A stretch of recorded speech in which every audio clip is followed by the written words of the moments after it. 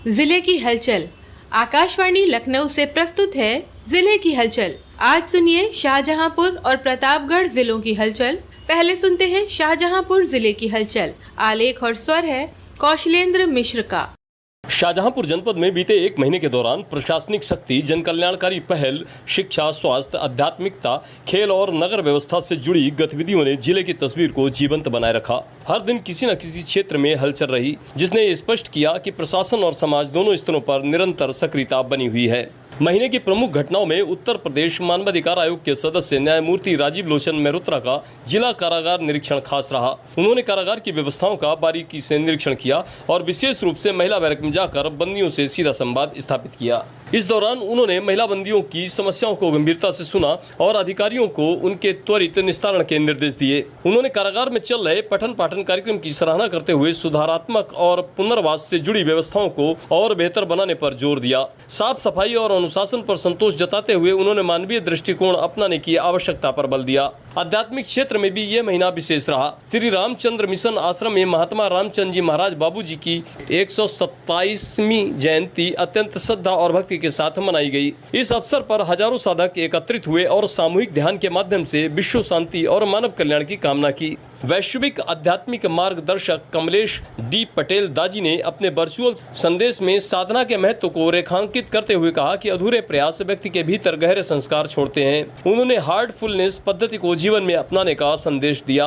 और आंतरिक शुद्धि के माध्यम से जीवन को सार्थक बनाने की प्रेरणा दी। पूरा आश्रम दिन भर आध्यात्मिक ऊर्जा से सराबोर रहा। शिक्षा के क्षेत्र में भी जिले ने उल्लेखनीय उपलब्धियां दर्ज की। जिलाधिकारी धर्मेंद्र प्रताप सिंह ने हाई स्कूल और इंटरमीडिएट के 30 मेधावी छात्र छात्राओं को अपने आवास पर सम्मानित किया। इस दौरान उन्होंने छात्रों से संवाद कर उनके लक्ष्य, तैयारी और भविष्य की योजनाओं को समझा। उन्होंने विद्यार्थियों को नियमित अध्ययन, समाचार पत्रों के पठन और प्रतिस्पर्धी परीक्षाओं की तैयारी पर जोर देने की सलाह दी। साथ ही जिले के 165 गांवों में पुस्तकालय स्थापित करने की योजना की जानकारी दी, जिससे ग्रामीण क्षेत्रों के बच्चों को भी गुणवत्तापूर्ण अध्ययन सामग्री उपलब्ध हो सके।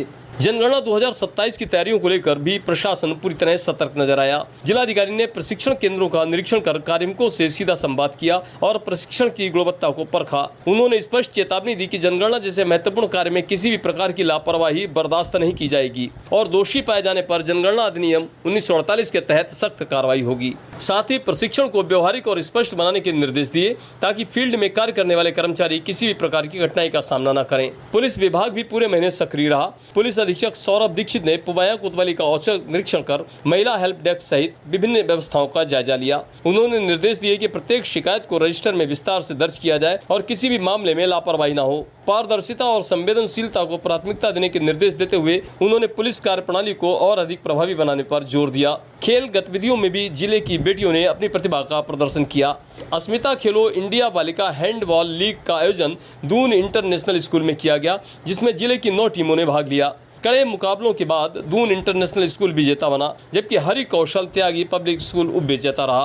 प्रतियोगिता में उत्कृष्ट प्रदर्शन करने वाली छात्राओं को मेडल और प्रमाण पत्र देकर सम्मानित किया गया। इस आयोजन ने यह संदेश दिया कि बेटियां हर क्षेत्र में आगे बढ़ रही हैं और उन्हें मंच देने की आवश्यकता है।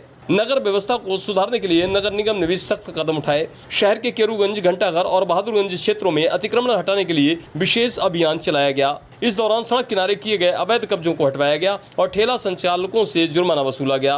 प्रशासन ने स्पष्ट किया कि शहर की यातायात व्यवस्था को सुचारू बनाए रखने के लिए ऐसे अभियान आगे भी जारी रहेंगे।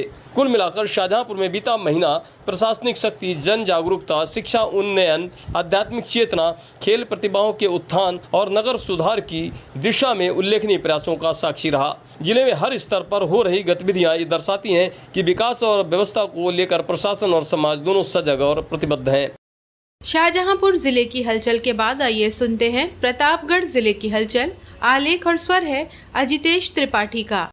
जिले में विश्व स्तर पर स्वास्थ्य जागरूकता बढ़ाने के उद्देश्य से बीते हफ्ते विश्व मलेरिया दिवस के अवसर पर एक जन जागरूकता गोष्ठी का आयोजन किया गया। इस कार्यक्रम का उद्देश्य मलेरिया जैसी गंभीर और जानलेवा बीमारी के प्रति आम जन में जागरूकता बढ़ाने और इसके उन्मूलन के लिए सामूहिक प्रयास को मजबूत करना था। गोष्ठी में मुख्य वक्ता के रूप में जिला मलेरिया अधिकारी राजेश कुमार पांडे ने मलेरिया के खतरे, उसके फैलाव और बचाव के उपायों पर विस्तार से जानकारी दी। उन्होंने बताया कि वर्ष 2026 में विश्व मलेरिया दिवस की थीम मलेरिया को समाप्त करने का दृढ़ संकल्प अब हम कर सकते हैं और अब हमें करना ही होगा। लोगों को जागरूक करने और इस बीमारी के खिलाफ निर्णायक कदम उठाने का आह्वान करती है। उन्होंने कहा कि मलेरिया उन्मूलन के लिए सिर्फ सरकारी प्रयास पर्याप्त नहीं है, बल्कि इसमें हर एक नागरिक की सक्रिय भूमिका जरूरी है। गोष्ठी के अंत में मुख्य चिकित्सा अधिकारी डॉक्टर एन प्रसाद ने उपस्थित लोगों को मलेरिया उन्मूलन के लिए शपथ दिलाई। उन्होंने लोगों से अपील की कि वे अपने घरों के आसपास के वातावरण को स्वच्छ रखें, बुखार होने पर तुरंत जांच कराएं और मलेरिया के लक्षण को नजरअंदाज न करें। उन्होंने कहा कि यदि समाज के सभी लोग मिलकर प्रयास करें तो वर्ष 2030 तक मलेरिया उन्मूलन का लक्ष्य निश्चित रूप से प्राप्त किया जा सकता है।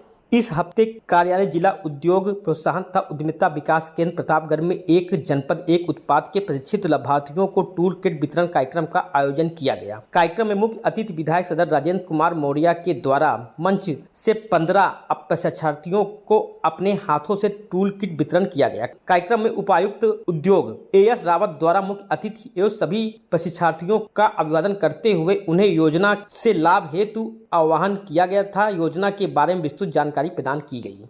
जिलाधिकारी शिव सहाय अवस्थी ने बीते महीने की शुरुआत में ग्राम संसारपुर में निर्माणाधीन इंडस्ट्रियल एरिया का स्थलीय निरीक्षण किया। यह इंडस्ट्रियल एरिया कार्यदायी संस्था UPSIC द्वारा लगभग 14 हेक्टेयर क्षेत्रफल में विकसित की जा रही है, जो जनपद में औद्योगिक विकास को नई दिशा देने की महत्वपूर्ण पहल मानी जा रही है। निरीक्षण के दौरान जिलाधिकारी ने परियोजना के मानचित्र का अवलोकन करते हुए निर्माण कार्य की प्रगति की विस्तृत जानकारी प्राप्त की। कार्यदायी संस्था के प्रतिनिधियों ने बताया कि वर्तमान में सड़कों एवं नालों का निर्माण कार्य पूर्ण हो चुका है, जबकि समतलीकरण एवं अन्य शेष कार्य बजट प्राप्त होने के उपरांत लगभग 6 माह में पूर्ण कर लिया जाएगा। जिला अधिकारी ने मौके पर निर्मित सड़कों और नालों की गुणवत्ता का भी परीक्षण किया। उन्होंने स्पष्ट कहा कि निर्माण कार्य में किसी भी प्रकार की लापरवाही स्वीकार नहीं की जाएगी और गुणवत्ता सर्वोच्च प्राथमिकता होनी चाहिए। जिलाधिकारी ने कहा कि इंडस्ट्रियल एरिया में शीघ्र पूर्ण होने से जनपद में औद्योगिक निवेश को बढ़ावा मिलेगा और इच्छुक उद्यमियों को फैक्ट्री स्थापित करने हेतु प्लाट आवंटन की प्रक्रिया शुरू हो जाएगी। इससे रोजगार के नए अवसर सृजित होंगे और स्थानीय अर्थव्यवस्था को मजबूती मिलेगी।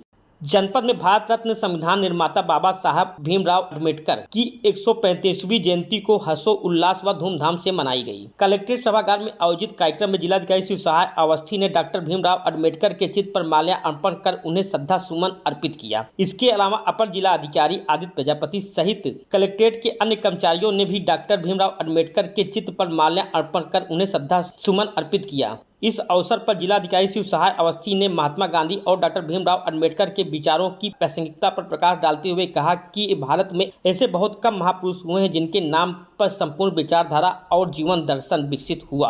उन्होंने कहा कि गांधी जी के विचारों को गांधीवाद तथा अम्बेडकर के सिद्धांतों को अम्बेडकरवाद के रूप में जाना जाता है, जो न केवल देश बल्कि संपूर्ण मानवता के लिए मार्गदर्शक सिद्ध हुए हैं। जिलाधिकारी डॉक्टर अम्बेडकर के समानता के सिद्धांत का उल्लेख करते हुए कहा कि प्रत्येक व्यक्ति जन्म से समान है और उन्हें समान अधिकार प्राप्त है। उन्होंने आह्वान किया कि वे बाबा साहब के विचारों को अपने जीवन में अपनाएं, खासकर शिक्षा के महत्व को समझते हुए अपने बच्चों को उनके सिद्धांतों से अवगत कराएं।